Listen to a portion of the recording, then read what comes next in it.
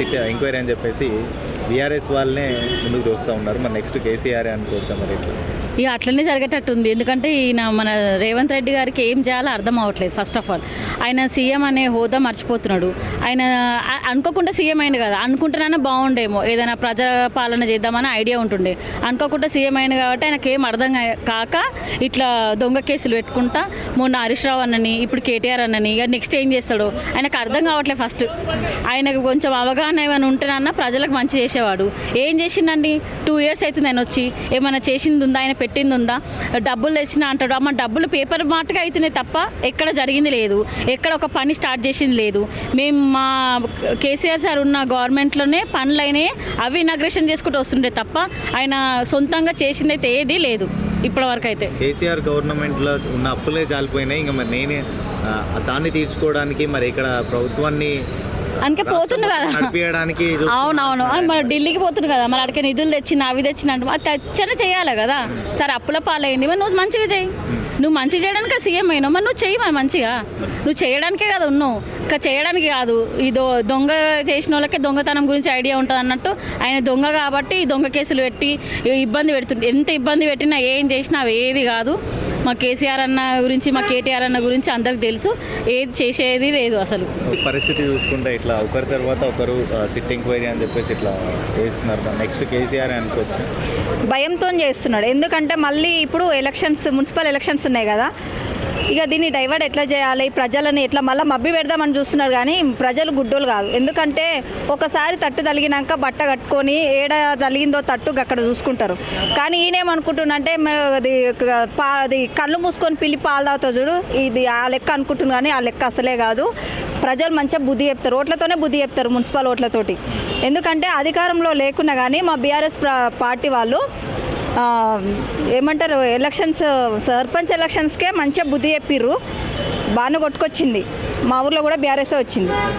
ఇప్పుడు కూడా అంటే ఇప్పుడు మున్సిపల్ ఎన్నికలు ఉన్నందునే ఈ విధంగా చేస్తున్నా అనుకుంటే మీకు ప్లస్ అవుతుందా, వాళ్ళకి ప్లస్ అవుతుందా?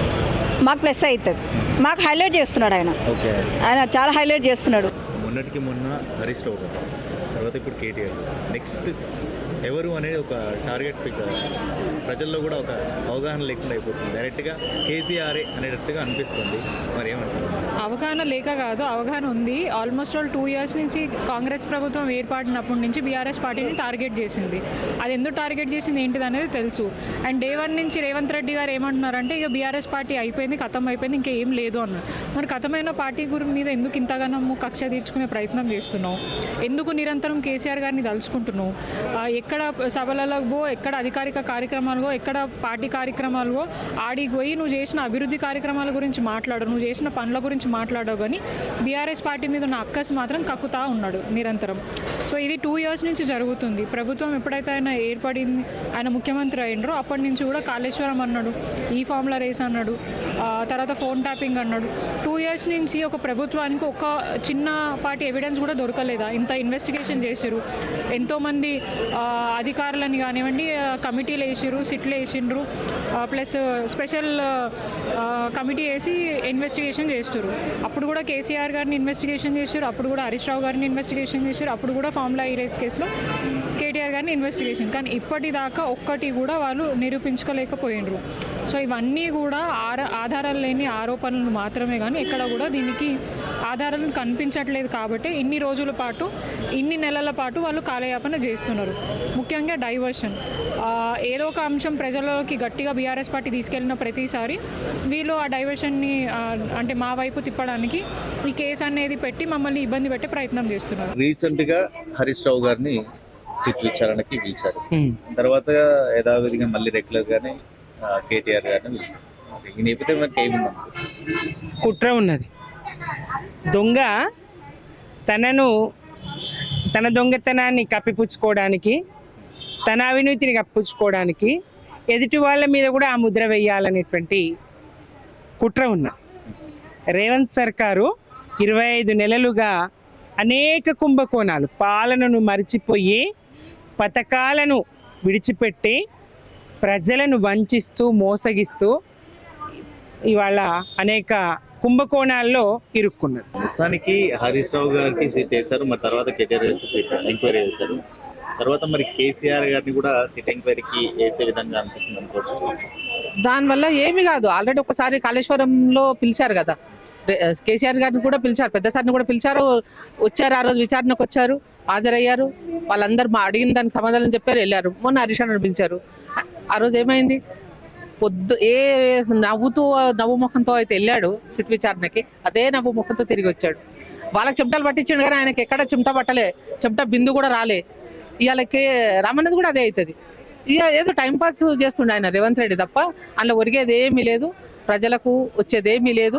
ఇవాళ ప్రజాపాలన గాలికి వదిలేసి వాళ్ళేదో ఈ విచారణలు కూడా రోజు సీరియల్ లాగా టైంపాస్ చేస్తున్నాడు తప్ప ఆయన ఎక్కడో విదేశాలకు వెళ్తూ దావోస్కి వెళ్తూ వాళ్ళకేదో పని చెప్పిపోయిండేదు. మీరు వచ్చేదాకా టైంపాస్ చేయండి అని చెప్పిండు, వీళ్ళు చేస్తున్నారు పోలీస్ డిపార్ట్మెంట్ అంతా సిట్ విచారణను అంత తప్ప ఇంకొకటి ఏమీ లేదు. దానికి ఒరిగేది ఏం లేదు, దీనివల్ల ప్రజలకు ఒరిగేది ఏం లేదు, మాకైతే మన పైసా ఫరక్ పడదు. పరిస్థితి చూసుకుంటే బీఆర్ఎస్ పైనే మొత్తం ఇట్లా విరుచుకుపడుతున్నట్టుగా అనిపిస్తుంది సిట్ ఎంక్వైరీ చూసుకుంటే కావచ్చు. అభద్రతా భావం. నిన్ను ఏలుపెట్టి చూపించు, నువ్వు చేసే పని నువ్వు చేయమంటున్నావు, నువ్వు చేసే పనులు మానుకొని పొద్దుగూకులు డైవర్ట్ని పాలిటిక్స్ చేసుకుంటూ ఈయన తీసుకెళ్తా విచారణ చేద్దాం ఆయన తీసుకుంటూ ప్రజలు నమ్ముతారా? నువ్వు ఇచ్చిన హామీలను 6 గ్యారెంటీలు అమలు చేయి, ఫస్ట్ తులం బంగారం ఇవ్వు, నిరుద్యోగ వృత్తి ఇవ్వు, నువ్వు చేయాల్సినవి అన్నీ చెయ్యి, అభివృద్ధి వైపే దృష్టి పడలించు. నువ్వు ఇవన్నీ ఎందుకు? మనం ఎప్పుడు కూడా ఒకళ్ళని విమర్శించడం కాదు, మనం చేసే పనులు చూపించి కేసీఆర్ మనసు గెలుచుకున్నాడు. నువ్వు కూడా నువ్వు చేసే పనులు చూపించి మనసు గెలుచుకో ప్రజల్ని. అంతేగాని వీళ్ళ మీద బుద్ధులు, వీళ్ళకి అభివృద్ధి నువ్వు ఎంత చల్లినా కూడా వీళ్ళు చేసిన అభివృద్ధి మొత్తం కనిపిస్తుంది, ప్రజలందరూ కనిపిస్తుంది. మరి నువ్వు చేసింది ఏది మాకు చూపించు. అది ఇదంతా ఒక డైవర్షన్ పాలిటిక్స్, సింగరేణి టెండర్స్ దాని గురించి క్వశ్చన్ చేశారని ఇట్లా మాట్లాడుతున్నారు. కానీ అభివృద్ధి వైపు పెడితే ఇంకా 3 సంవత్సరాలు కూడా ఇంకా చాలా బాగా చేయొచ్చు. మరి వాటి మీద దృష్టి పెడితే బాగుంటుందని మేమందరం కూడా అనుకుంటున్నాము. రామన్ అయితే కడిగిన వచ్చేలాగా వస్తాడు, హరీష్ అన్న వచ్చాడు, ఇప్పుడు రామన్ వస్తాడు.